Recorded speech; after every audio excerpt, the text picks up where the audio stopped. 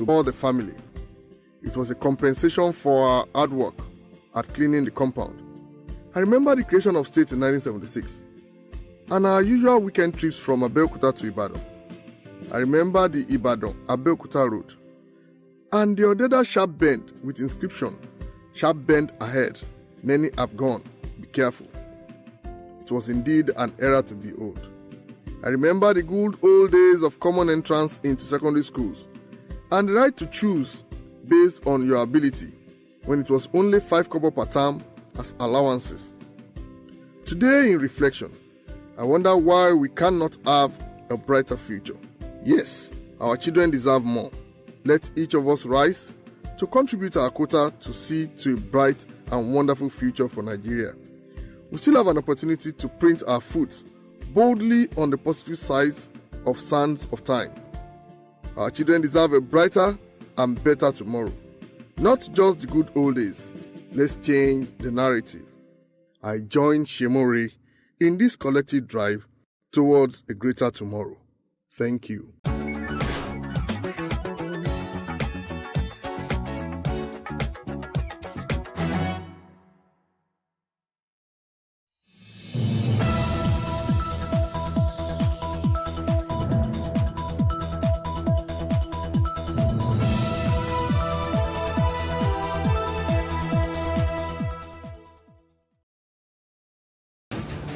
The presidency responds to Sunday's editorial of the Daily Trust newspaper on the widespread insecurity in the country, saying violence is not peculiar to Nigeria.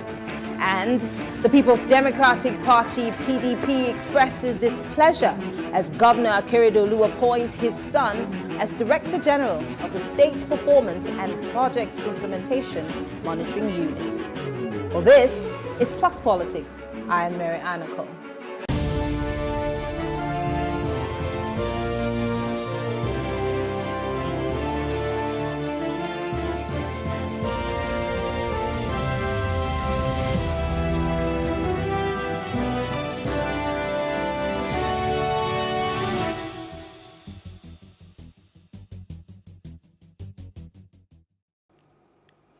In a strong editorial 2 days ago, Daily Trust newspaper lamented the insecurity in the country. It highlighted the recent 23 travelers heading to Kaduna who were burned alive in a commercial bus at Sabon Birni, Sokoto State, and other incidents in the north. It accused the president and his team of an unwillingness and disinterest to show some concern about these tragic events. And the former president, Olusegun Obasanjo, is in the news once again, ladies and gentlemen. And this time he has said that he's expecting Mr. President to do anything more than what he has done is akin to beating a dead horse. Obasanjo said that military action alone would not effectively end the insurgency in the country. On the show. Thank you, and good evening, Miriam. All right. I'm going to start with you, Opunabo. Let's look at the editorial by the Daily Trust newspaper. The first shocker, of course, is that the Daily Trust had to write this. This is a newspaper that many people would say that does not necessarily go into things such as this. But let's look at the veracity of the claims that are in that particular publication against Mr. President and what they thought. In fact, the title of that publication was that, I'm going to put it differently, that there is no value to the average life of a Nigerian. Do you think that the Daily Trust newspaper went a bit too overboard with this publication?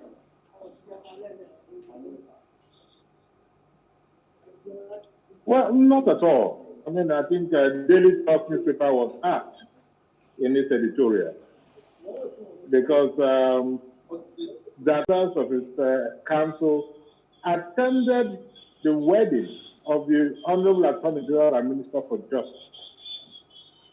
That's a step now. We are talking of bandits making barbecue of Nigerians in the north. And the president is attending a book launch, which to me is completely unnecessary. He would have sent a representative if he considers that book launch extremely important. And so I think the Daily Trust newspaper was asked. It is infernal. It is quite amazing. If the president's son or child, if was involved in any of this killing, a victim of any of this killing, would have this, oh, we are doing this, we are doing that, we are doing that.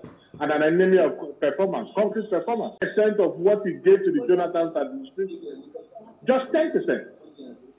Mr. President himself led a protest. But unfortunately, we have a government that is approached. A government should welcome criticisms when the criticisms are constructive. And it is normal. Because if Mr. President had visited somebody in the hospital or gone to Lagos for what happened to the... What's so special about that book club? What's so special about attending the wedding of your minister when your COS is about to be buried? Okay. That's callousness. That's the height of... Again, Opunabo seems to be harping on the fact that Mr. President attended his son's wedding when something American, for example, had been scooped away or abducted by militants. He would take, the American government would do everything in their power to get that Nigerian out. Now let's paint a picture of what has happened to two Nigerians lately outside this country, especially the want to place value on honor being treated in this country. I'm asking. I don't understand. What is the value of the average Nigerian life? I don't understand the book you've written with respect to your question. I believe that nobody will, yes, we all complain about how we are treated in this country in terms of talking about value. I would say that from time immemorial, Nigerians have not had a fair deal. I've not had a fair deal.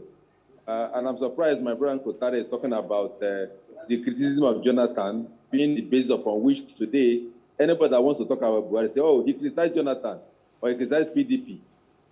Well, I don't think criticism is a bad thing. And like your question directly, without going to other things, they can send in troops to go and rescue their citizens from areas. Nigeria don't have that kind of capability. We don't have the capability.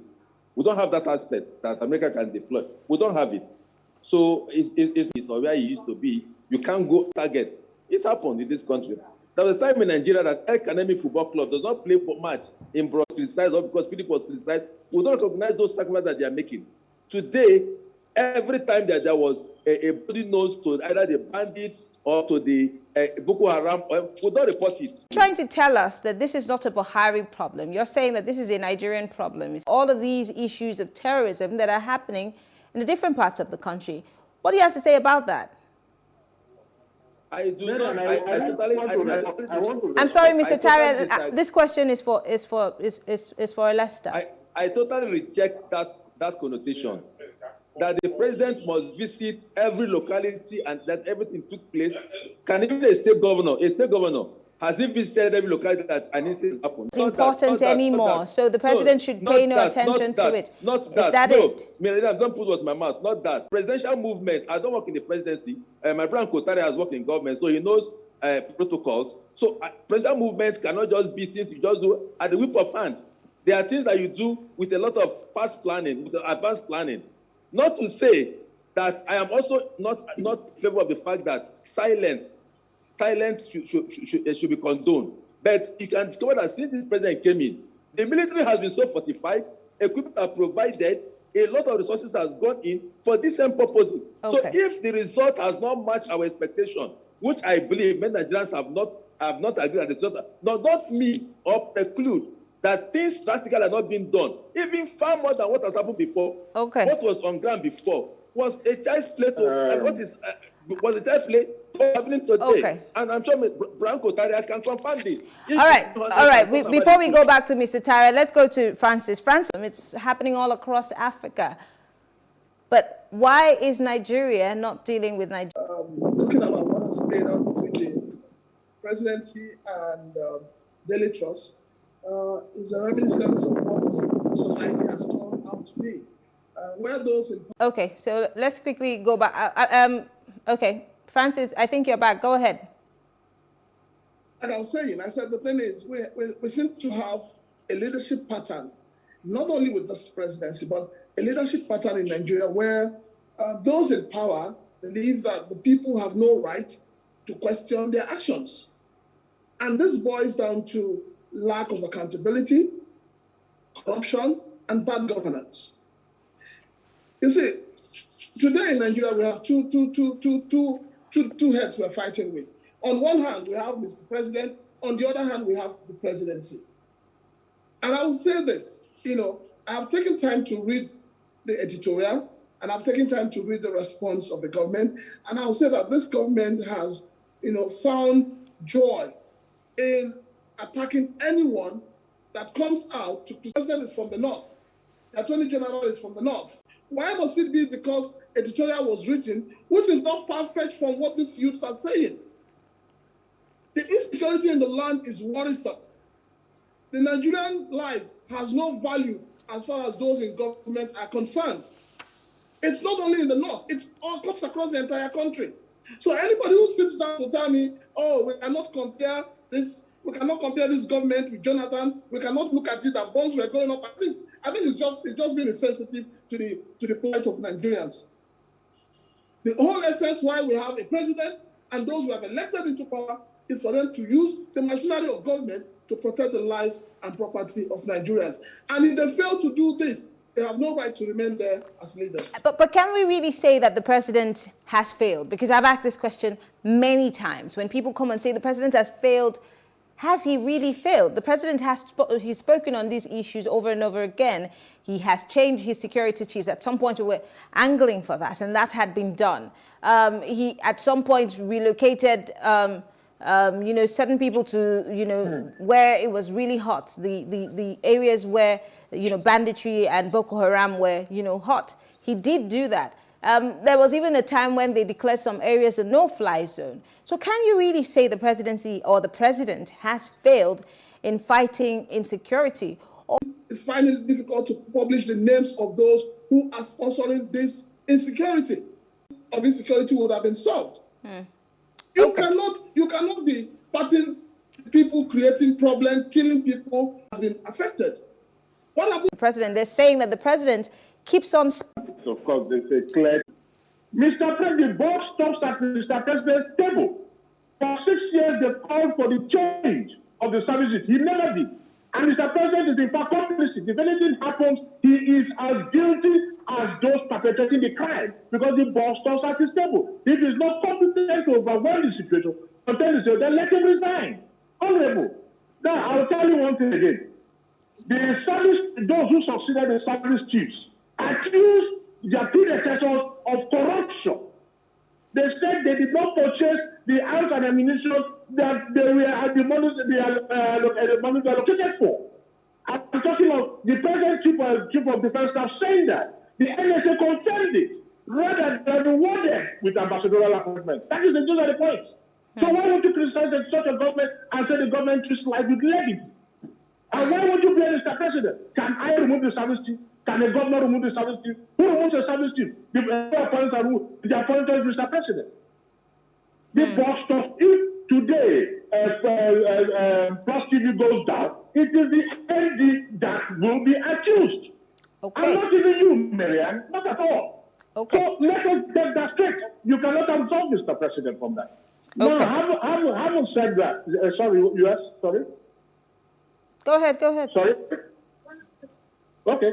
Having said that, you asked the question, if Mr. President has done it, you're talking about, we are even to the House. What are the penalties for the crimes committed? What are the deterrents to others?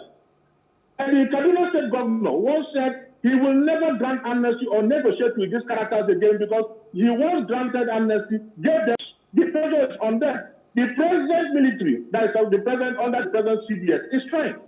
I will not say he's not right. But then, do they even have what it takes to contain these characters? No. All Who's right. going to provide this? Because we do not have too much time. Of Mr. President. So you cannot extricate him for whatever. Okay. And you should be able to absorb criticism. We do not have too much time, so I want to quickly go to.